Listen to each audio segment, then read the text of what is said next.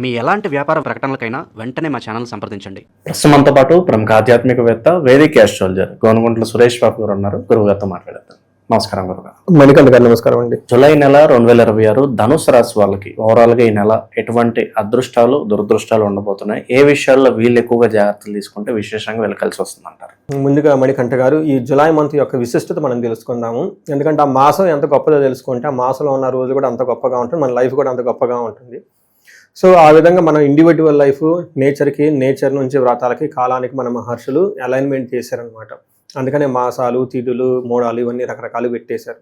ఇందులో మనం first July month చూసుకుంటే చాలా చాలా చేంజెస్ ఉన్నాయండి. ఇందులో ఒకటి మాసం ఫస్ట్ 15 days నిజ జ్యేష్ఠ మాసం ఉంటుంది 13వ తారీఖు వరకు. 14 నుంచి మనకి ఆషాఢ మాసం స్టార్ట్ అవుతుంది. ఇందులో ఎప్పుడైతే మనకి ఆషాఢ మాసం స్టార్ట్ అయిపోతుందో మనకి దేవీ నవరాత్రులు, గుప్త నవరాత్రులు అని స్టార్ట్ అయిపోతుంటాయి. వారాహి నవరాత్రులు అని అంటూ ఉంటారు. అయితే ఆ తర్వాత మనకి ఏమవుతుందంటే ఇమ్మీడియట్గా మనకి కర్కాటక రాశిలోకి ఎప్పుడైతే ప్రవేశం చేస్తూ ఉన్నాడో మనకి ఏమంటారు, కర్కాటక సంక్రమణ దక్షిణాయనం అంటారు. ఎప్పుడైతే దక్షిణాయనం స్టార్ట్ అవుతుందో మనకి చాతుర్మాస వ్రతం అని స్టార్ట్ అవుతుంది. అది మనకి తొలి ఏకాదశి పండుగ ఉంటుంది. మనకి తొలి ఏకాదశి వచ్చేటప్పటికి ఎప్పుడు వస్తుంది, 25వ తారీఖు వస్తుంది. చాతుర్మాస వ్రతం 26 నుంచి స్టార్ట్ అవుతుంది. 29వ తారీఖు గురు పూర్ణిమ ఉంది. అంటే ఇప్పుడు ఈ ప్రకారం చూసుకుంటే మనకి గురుమోడం ఉంది, వారాహి నవరాత్రులు ఉన్నాయి, చాతుర్మాసం ప్రారంభమవుతుంది, ఆషాఢ మాసం ప్రారంభమవుతుంది, గురు పూర్ణిమ ఉంది. సో ఇన్ని రకాల విశిష్టతలు మనకి ఈ మాసంలో కలిగి ఉన్నాయి కాబట్టి ఇది చాలా ముఖ్యము, అందరూ సెలబ్రేట్ చేసుకోవాల్సిన మాసం అని చెప్పుకోవచ్చు. మన జ్యోతిష శాస్త్రం ప్రకారంగా గ్రహాలు మారుతూ ఉంటాయి కాబట్టి 3 గ్రహాలు మారుతున్నాయి. జూలై 4వ తారీఖు, 7వ తారీఖు, 16వ తారీఖు. ఇందులో వచ్చేటప్పుడు శుక్రుడు, బుధుడు, సూర్యుడు వరుసగా మారుతూ ఉన్నారు కాబట్టి మనం ఈ 12 రాశుల వారికి టోటల్గా ఎలా ఉండబోతుంది ఏంటనేది దీని గురించి తెలుసుకోవాలి. మనం ధనుస్సు రాశి చూసుకుంటే మనం అదృష్టం అనే పోవాలి, పాపం దురదృష్టం అంటే బాగుండదు, మాట వాడకూడదు కూడా. అదృష్టం అనే చెప్పుకోవాలి. ఒకటి మనం బ్రాడ్గా తెలుసుకోవాల్సింది ఏంటంటే ధనుస్సు రాశి వాళ్ళకి అర్ధ అష్టమ శని నడుస్తుందండి, కొంచెం స్లోగా ఉంటుంది. రెండోది గురువు మారటంతో కూడా కొంచెం ఇంకా స్లోగా ఉంటుంది. అనుకున్న పనులు త్వరగా జరగవే తప్పక అనవసరమైన మిస్అండర్స్టాండింగ్లు, భార్యాభర్తల మధ్య గొడవలు ఇవన్నీ వచ్చేసి ఇన్స్టెబిలిటీ ఉంటుంది. లాట్ ఆఫ్ చేంజెస్ ఉంటాయి లైఫ్లో. అది పాజిటివ్గా ఉండొచ్చు, నెగిటివ్గా ఉండొచ్చు. వీళ్ళు యాక్సెప్ట్ చేసుకుని ముందుకు వెళ్ళిపోవాలి, దాన్నే పట్టుకొని ఉండకుండా. ఈ యొక్క లెసన్ టీచ్ చేయడానికి ముఖ్యంగా ఇంటికి సంబంధించిన వ్యవహారాలలో ప్రతికూలంగా ఉంటుంది, టెన్షన్స్ ఎక్కువగా ఉంటుంది. ఇది తెలుసుకొని కామ్ డౌన్ అవ్వేసి ఒక 2 స్టెప్లు వెనక్కి తీసుకొని లెట్ ఇట్ గో, ఏదేదో అవుతుంది, సరెండర్ టు ద డివైన్. ఇది తెలుసుకోవటమే ఈ అర్ధాష్టమ శని యొక్క శని పెట్టే ఒక టెస్టింగ్ అనమాట. ఇది పాస్ అయ్యారనుకోండి సూపర్. అయితే ఇలాంటి సమయంలో ఈ జులై మంత్లో ఉన్న గ్రహాలు చూసుకుంటే వీళ్ళకి కొన్ని అనుకూలంగా ఉన్నాయి, కొన్ని ప్రతికూలంగా కూడా ఉన్నాయి. కొన్ని ఫేవరబుల్గా, కొన్ని అన్ఫేవరబుల్గా ఉన్నాయని మనం చెప్పుకోవచ్చు. ఇందులో మనకి చెప్పుకునే ముందు డీటెయిల్స్, ఇందులో ఉన్న నక్షత్రాలు చూస్తే మూల 1, 2, 3, 4 పాదాలు, పూర్వాషాఢ 1, 2, 3, 4 పాదాలు, ఉత్తరాషాఢ ఫస్ట్ పాదం అంతా మనకి ధనుసు రాశిలో ఉంటారు. పేరు బలం కనుక చూసుకుంటే ఏ, యో, భా, భీ, ధా, భా, ధా, బే అన్న లెటర్స్ అంతా కూడా ఇందులో ఉన్నాయని మనం గమనించుకోవాలి. అయితే ఈ టైంలో ఎందుకు చెప్తున్నానంటే ఇదంతా ఈ రాశి వాళ్ళకి, వీళ్ళకి 8వ స్థానంలో సూర్యుడు ఉన్నాడండి. సూర్యుడు ఎప్పుడైతే 8వ స్థానంలో ఉంటారో లాట్ ఆఫ్ చేంజెస్ ఉంటుంది లైఫ్లో. ముందులో ఏమయ్యింది, దుర్దోష శత్రు సంవాద గమనాగమన వ్యధ దుఃఖవార్తాశ్రుతం చైవ అస్తమస్థిత్ యథా రవిహి అంటారు. సంస్కృతంలో చాలా పెద్ద మాటలుగా ఉంటుంది కానీ మీనింగ్ చాలా చిన్నగా ఉంటుంది. దుర్దోష, చెడు ఉద్దేశాలు వస్తాయి అంటే ఎవరు చూస్తారు, మా బాస్ చూస్తారా, క్లోజ్ చేసేద్దాం, తర్వాత ఎప్పుడో చేసుకున్నాము, ఓకే చేసిన పని చేయనట్టు, ఇవన్నీ చేసే అవకాశాలు ఎక్కువగా ఉంటుంది. కొంచెం జాగ్రత్తగా ఉండటం ఎంతైనా అవసరం, ఎందుకంటే శనికి ఇవన్నీ నచ్చవు. నెక్స్ట్ ఏం చేస్తారంటే సంవాదో, గొడవలు పడుతూ ఉంటారు. తర్వాత గమన వ్యధ అంటే ప్రయాణాలు చేస్తే బాధలు పడుతూ ఉంటారు. దుఃఖ వార్త శృతం చైవ, ఏదో ఒక బ్యాడ్ న్యూస్ వచ్చి వీళ్ళని బాగా దుఃఖానికి గురి చేస్తుంది అని మనకు చెప్తూ ఉంటారు. సూర్యుడు 8వ స్థానంలో ఉండటం మంచిది కాదని గమనించుకోవాలి. అందుకే ఏదో ఒక చేంజెస్ అయితే రాబోతూ ఉంటుంది. అయితే కుజుడు వీళ్ళకి బ్యాక్ బోన్ లాగా ఉండి షీల్డ్, ఓకే రక్షణ కవచంగా బాగా సపోర్ట్ చేస్తూ ఉన్నారు. అందుకని సూర్యుడు అన్ని విధాలుగా ఇబ్బంది పెడుతున్నా కానీ పెట్టబోతున్న కుజుని వల్ల బాగా కలిసి వస్తుందని చెప్పుకోవాలి. ఇక్కడ కుజుడు ఏం చేస్తారు, వస్త్రలాభో, ధాన్యలాభో, ధనలాభో, యశో తదహ మనల్లాసో ధర్మ సిద్ధి షష్టమస్థిత్ భవేత్ కుజ అంటారు.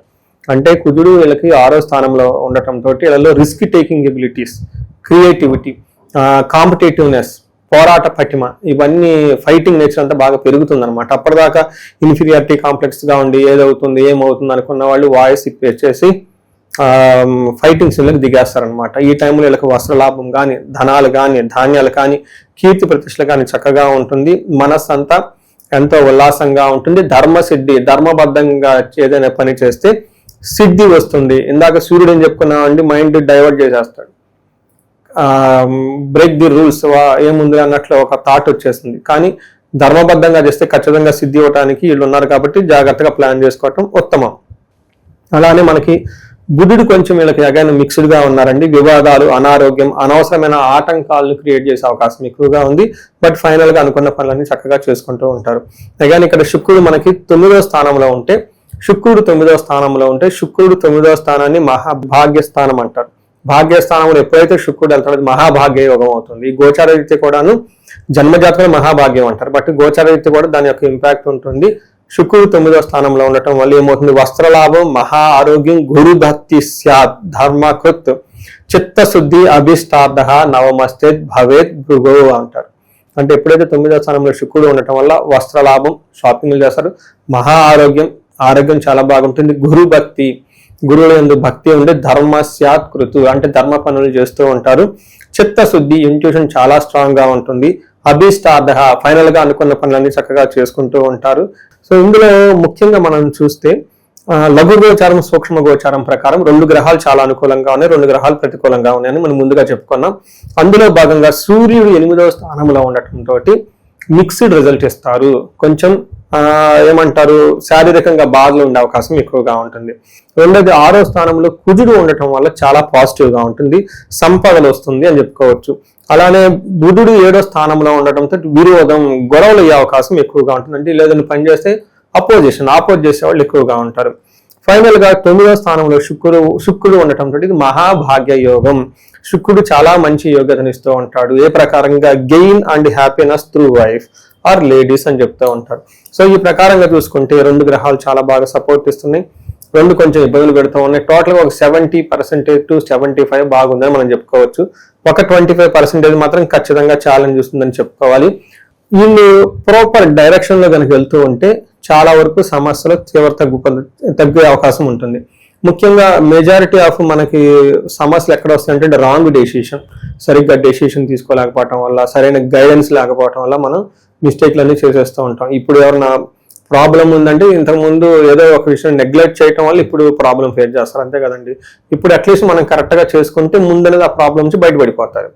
ఇలా ఈ యొక్క ట్రాన్సిషన్, ఈ యొక్క చేంజ్ ఉంటుంది, పరివర్తన చేసే సమయం ఇంతకుముందు చేసిన ఏదైనా ఉంటే దాన్ని కరెక్ట్ చేసుకుని ముందుకు వెళ్ళిపోయే టైంలో కాబట్టి చేంజెస్ ఎక్కువ ఉంటాయి. నాకు ఈ రాశి వాళ్ళు చాలా మంది ఫోన్లు చేస్తూ ఉంటారండి. ఏమంటే మొన్న దాకా మాకు ఫ్రెండ్షిప్తో ఉన్నాము, ప్రాబ్లం అవుతుంది, లేదంటే నిన్న దాకా మంచి కంపెనీలో మంచి పొజిషన్లో ఉన్నాను, ఇప్పుడు నాకు ప్రాబ్లం అవుతుంది, లేదంటే ఇప్పటిదాకా మా ఇంట్లో చాలా చక్కగా ఉన్నాం, ఇప్పుడు ఏదో గొడవలు వస్తూ ఉంటుంది. అంటే ఏమవుతుందంటే నేచర్ వాళ్ళని చేంజ్ అవ్వమని ఒక సిగ్నల్ ఇస్తుంది. మొన్న కూడా నాకు వేరే వాళ్ళు వచ్చారు, ఇద్దరు కలిసి పార్ట్నర్షిప్ బిజినెస్ చేసుకున్నామండి, చాలా బ్రహ్మాండంగా చేసాం, ఇప్పుడు ఇద్దరికి పట్టలేదండి, చాలా ప్రాబ్లం అయిపోతుంది, చిన్న చిన్న వాటికి వచ్చేసి బిజినెస్ కంటే గొడవలు ఎక్కువైపోతున్నాయి అని చెప్పేసి.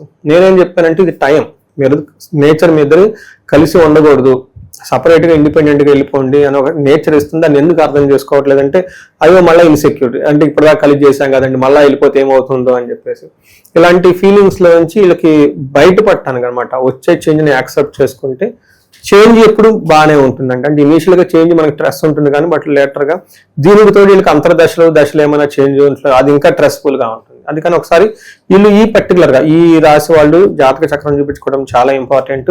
రెండోది ఈ రాశితో పాటు వాళ్ళ ఇంట్లో ఎవరైనా సింహరాశి కానీ, కుంభరాశి కానీ, మీనరాశి కానీ, మేషరాశి కానీ ఉంటే ఇంకా ప్రాబ్లమ్స్ ఎక్కువగా ఉంటుంది, అన్సర్టెనిటీ ఎక్కువగా ఉంటుంది. వీళ్ళకి పరిస్థితులన్నీ అవుట్ ఆఫ్ వీళ్ళ కంట్రోల్. ఇది చాలా నేను ఇండివిజువల్ ఫ్యామిలీ జాతకాలు మొత్తం చూస్తున్నప్పుడు పర్టికులర్ ఎన్ఆర్ఐలో వాళ్ళకి నచ్చింది అనుకోండి, బాగుందండి మా ఫ్యామిలీ మొత్తం చెప్పించుకుంటారు. ఎన్ఆర్ఐలో నాకు బాగా నచ్చింది ఏంటంటే అదే ఏదన్నా వాళ్ళకు ఒకసారి వాళ్ళు వచ్చి నేర్చుకున్నట్టు ఫ్యామిలీ మొత్తం చెప్పించుకుంటూ ఉంటారు. నేను అలా ఫ్యామిలీ జాతకాలు చూపించుకోవటం, కొంతమంది 3 జనరేషన్ జాతకాలు చూపించుకుంటారు. గ్రాండ్ ఫాదర్కి వెళ్తే బాగుండదు, వాళ్ళ ఫాదరు, వీళ్ళు పిల్లలు మొత్తం ఒకటే ఫ్యామిలీ 14 మంది జాతకాలు చెప్పుకున్నారు నా చేత. ఇలా మొత్తం ఫ్యామిలీ చూసినప్పుడు దోషాలు కానీ అవన్నీ చాలా క్లీన్ గా కనిపిస్తూ ఉంటారు, వాళ్ళకి ఎక్స్ప్లెయిన్ చెప్తూ ఉంటుంది, వంశపారంపరంగా వస్తూ ఉంటుంది, ఇలా ట్రాన్స్ఫార్మ్ అయ్యే టైం ఉంటుందని చెప్పేసి. స్పెసిఫిక్గా ఈ రాశిలో ఉన్న నక్షత్రాలు వాళ్ళకి ఎలా ఉంటుందంటారు? ఒక గుడ్ న్యూస్ ఏంటంటేనండి, ఈ 3 నక్షత్రాల ప్రకారం చూసుకుంటే మూల, పూర్వాషాఢ, ఉత్తరాషాఢ వాళ్ళు బుధుడు వల్ల ఇబ్బంది పెడుతున్నా వీళ్ళకి రాజ్య లాభం ఉంది, ప్రమోషన్స్ వచ్చే అవకాశం ఎక్కువగా ఉందండి నక్షత్రాల ప్రకారం. రెండోది, ప్రతి ఒక్కళ్ళకి షాపింగ్కి వెళ్ళి వస్త్రలాభం చూపిస్తుంటుంది. అయితే మూలా నక్షత్రం వాళ్ళకి కూడాను, మూల పూర్వాషాఢ నక్షత్రం వాళ్ళకి ఫైనాన్షియల్గా బాగా క్రైసిస్ ఉంటుంది, ధనం అనేది ఇబ్బంది పడుతూ ఉంటారు. తర్వాత కుజుని వల్ల ప్రతి ఒక్క గ్రహం కూడాను నక్షత్రం కూడా జయప్రదంగా ఉంటుంది, మనం ముందు చెప్పుకున్నాం కాబట్టి. ఫైనల్గా ఉత్తరాషాఢ వాళ్ళు కొంచెం జాగ్రత్తగా ఉండాలి, వీళ్ళకి ధనానికి ఇబ్బంది పడుతూ ఉంటారు, కానీ జయము, రాజ్యలాభము, వస్త్రలాభము చూపిస్తుంది. హెల్త్ కూడా కొంచెం సెన్సిటివ్గా ఉండాలి. బట్ మెయిన్గా నేను చూసుకుంటే నక్షత్ర ఫలితాలు కూడాను ఫైనాన్షియల్గా ఇబ్బంది పడుతూ ఉన్నా కానీ బట్ మిగతా చోట్ల ప్రమోషన్స్ వచ్చే అవకాశము, షాపింగ్ చేసే అవకాశము, సక్సెస్ఫుల్గా ఉండే అవకాశం ఎక్కువగా ఉంటుందని గమనించాలి. సో ఇది మనకి ఓవరాల్గా చూసుకుంటే ఈ యొక్క గ్రహాల యొక్క పరిస్థితి వల్ల ఈ మంత్ ఎలా ఉందో మనం తెలుసుకోవచ్చు. వీటితో పాటు ఎవరైనా కనుక లవ్, రిలేషన్షిప్స్ అలాంటి వాళ్ళకి చాలా బాగుంటుంది, రొమాన్స్ బాగుంటుంది, ప్లీజర్ ట్రిప్స్, కొంచెం లాంగ్ ట్రావెల్స్ అవన్నీ చేసి వెకేషన్కి వెళ్ళే వాళ్ళకి కూడా చాలా బాగుంటుంది, ఒక గుడ్ టైం అని మనం చెప్పుకోవచ్చు. సో ఓవరాల్గా చూసుకుంటే సూర్యుడు కొంచెం ఇబ్బంది పెట్టే పొజిషన్లో ఉన్న, మిగతా గ్రహాలు అనుకూలంగా ఉండటంతో వీళ్ళకి ఒక 75% బాగుంది, మిగతా 25% కేర్ఫుల్గా ఉండాలని అని మనం ఏమంటాం తెలుసుకోవాలి. 25% అయితే కాస్త ఇబ్బంది అయితే కనిపిస్తుంది. మరి దాన్ని కవరప్ చేసుకోవడానికి ఎలాంటి పరిహారాలు వెళ్ళి చేసుకోవాలండి? పరిహారాలు సూర్య భగవానుడికి సంబంధించి ఎక్కువ చేసుకోవాలండి. వీళ్ళకి ఉద్యోగంలో ఎవరైతే బాగా ఇబ్బంది పడుతూ ఉన్నారో వాళ్ళకి ఆదిత్య హృదయ స్తోత్రం చదవటం చాలా ఇంపార్టెంట్ అండి. దీనితో పాటుగా వీళ్ళకి హనుమాన్ కార్యసిద్ధి మంత్రం ఉంటుంది, ఇది చదువుకుంటే చాలా బాగుంటుంది. వాళ్ళు ఇది చేయలేని వాళ్ళు ఏంటంటే సూర్యుడికి సంపూర్ణమైన శాంతి పూజలు అని ఉంటాయి, అది పెద్ద ఖర్చు ఏం కాదండి. ఆ సూర్య భగవానుడికి జపాలు, దాన తర్పణ హోమాలు అని చెప్పేసి ఒక ప్రక్రియ ఉంటుంది, అది చక్కగా గుళ్ళోకి వెళ్ళిపోయేసి బ్రాహ్మణులు పండితులను అడిగేసి వాళ్ళు చార్జ్ చేయించుకుంటే చాలా ఈజీగా అయిపోతుంది. ఇవి కాకుండా ఇంకెవరికైనా వీళ్ళకి కొంచెం ఏలిన అర్ధాష్టమ శని ప్రభావంతో ఉండటంతో ఇంట్లో ఒక్కసారి మహాన్యాసపూర్వకంగా ఏకాదశ రుద్రాభిషేకం చేయించుకున్నా, మన్యు పాశుపత అభిషేకం చేయించుకున్నా కానీ ఇంటి వాతావరణం అంతా చాలా బాగుంటుందని గమనించాలి. సో మనం ఇదంతా గోచార ఫలితాల కింద చెప్పుకుంటామండి మణికంఠ గారు. దీని ప్రకారం ఏంటంటే ఒక 30% మాత్రమే ఇప్పుడు మనం చెప్పుకునేవి వాళ్ళకి అప్లై అవుతాయి. అయితే ఇండివిజువల్ జాతకం చూపించుకోవడం చాలా చాలా ముఖ్యం. కొంతమందికి ఎవరికైతే ఏజ్ 40 to 50 years మధ్యలో ఉండేసి, అంటే +or- 40 years, దీన్ని మిడ్ లైఫ్ క్రైసిస్ అంటూ ఉంటారు చాలా మందికి. లేడీస్కి పోస్ట్ మెనోపాజ్ అని, ప్రీ మెనోపాజ్ అని, జెంట్స్ కూడా ఏమంటారంటే కొంచెం హార్మోనల్ చేంజెస్ ఉన్నాయని చెప్తూ ఉంటారు. అంటే సడన్గా ఏమవుతుందంటే వాళ్ళ లైఫ్లో 10 years కెరియర్ గ్రోత్ సక్సెస్ఫుల్గా ఉండి, అకాడమిక్స్ అంతా సక్సెస్ఫుల్గా ఉండి, వాళ్ళ లైఫ్లో ఒక మేనేజర్ లెవెల్, ఒక ఉన్నతమైన పొజిషన్కి ఆల్రెడీ వచ్చి ఇప్పుడు లైఫ్లో ఒక స్టాగ్నేటెడ్గా ఫీల్ అయి ఉన్నారు, గ్రోత్ లేదు, వ్యాక్యూమ్ వచ్చింది, జాబులు పోయి ఇబ్బందులు పడిపోతున్నారంటే ఒక్కసారి వాళ్ళు సీరియస్గా జాతకం చూపించుకోవడం చాలా చాలా ఇంపార్టెంట్. ఎందుకంటే ఈ టైంలో వాళ్ళకి గ్రహ శాంతులని, లేదంటే గ్రహ దోషాలని, లేదంటే శాపాలని ఉంటాయి అనమాట. ఈ శాపాలు వాళ్ళకి ఎఫెక్ట్ అవుతూ ఉంటాయి అనమాట. జనరల్గా మనకి ఏం చెప్తారంటే మోడర్న్ సైకాలజీలో మిడ్ లైఫ్ క్రైసిస్ అని చెప్పేస్తూ ఉంటారనమాట. బట్ జ్యోతిష శాస్త్రంలో దానికి చాలా వివరణ ఇచ్చారనమాట, శాపాలని, గ్రహ దోషాలని అవన్నీ. ఒకసారి వాళ్ళ గ్రహాలు ఇండివిజువల్గా జాతకం చూపించుకోవడం చాలా ముఖ్యం. వాళ్ళకి ఫైనాన్షియల్ ప్రాబ్లం ఉన్న స్వర్ణలక్ష్మి విశేష హోమం చేయించుకోవటము, ఏమైనా కానీ హెల్త్ కాంప్లికేషన్స్ ఉంటే ఆయుష హోమం చేయించుకోవటం, అంతేకాకుండా చండీ హోమం, అందరికి ఏదైనా కనుక సీరియస్ ప్రాబ్లమ్స్, కన్సర్న్స్ ఉంటే కనుక చండీ హోమం చేయించుకోవటం, ఇలా మన్యు పాశుపత అభిషేకాలు ఇవన్నీ చేయించుకుంటే వాళ్ళ యొక్క ఎలాంటి సమస్య ఉన్నా కానీ సమస్యకు సంబంధించిన పరిష్కారాలు మనం కనుక్కోవచ్చు. భార్యాభర్తల మధ్య అన్యోన్య దాంపత్య పాశుపత అభిషేకం అని చెప్పేసి ఇలా అన్నీ చేసుకోవచ్చు. అయితే మనకి ఈ నెల 14వ తారీఖు, అంటే జూలై నెల 14వ తారీఖు నుంచి 22 వరకు వారాహి నవరాత్రులు సెలబ్రేట్ చేస్తూ ఉన్నాం. అంటే నాకు ఇది వచ్చేటప్పుడు పబ్లిక్ మీడియాతో ఇంటరాక్ట్ అవ్వటం థర్డ్ పండుగ అని, లేదంటే 4th అయి ఉండొచ్చు, 3rd or 4th.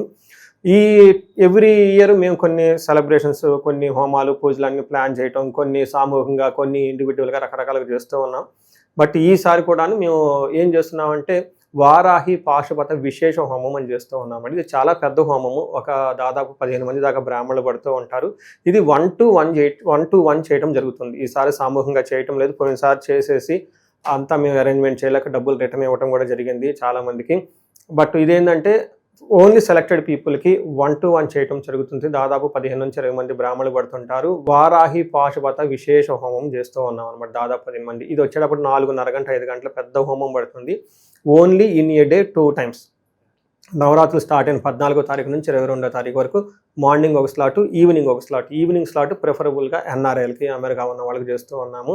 దీనివల్ల ఎందుకు చేయించుకోవాలంటే ఫస్ట్ కార్యజయం, చాలా నాలెడ్జ్ ఉంది, ఎగ్జిక్యూషన్ చేయలో ఫెయిల్ అయిపోతున్నాం అనుకున్న వాళ్ళకి వారాహి అమ్మవారికి చేయించుకోవాలి. రెండోది తగాదులు, శత్రుబాధలు ఏమైనా ఉంటే దానికి సంబంధించి చేసుకోవాలి, డైరెక్ట్గా ఇండైరెక్ట్గా ఎవరికైనా ప్రాబ్లమ్స్ ఉంటే చేయించుకోవాలి. మూడోది రియల్ ఎస్టేట్ పీపుల్ ఎవరైతే ఉన్నారో, స్టాగ్నేటెడ్గా ఉన్నారో, నేను ఎక్కడో ఆర్టికల్ చూస్తాను 80,000 అపార్ట్మెంట్లు ఏమో అన్యూజ్డ్, కొంతమంది పేమెంట్ కట్టేసి డ్రాప్ అయిన వాళ్ళు మొత్తం లాక్ అయి ఉన్నారనమాట. ఇలాంటి ఎవరైనా రియల్ ఎస్టేట్లో వాళ్ళు ఉన్నా కానీ లైఫ్లో ప్రోగ్రెస్ లేదు, ధనం లేదు అని అనుకుని ఎవరైనా కనుక అనుకుంటూ ఉంటే ఇది వాళ్ళకి ఈ నవరాత్రుల టైంలో చాలా మంచి ఒక అవకాశము. ఇంట్రెస్ట్ ఉన్న వాళ్ళు మాత్రం ఖచ్చితంగా ఫోన్ చేసి అపాయింట్మెంట్ తీసుకోండి.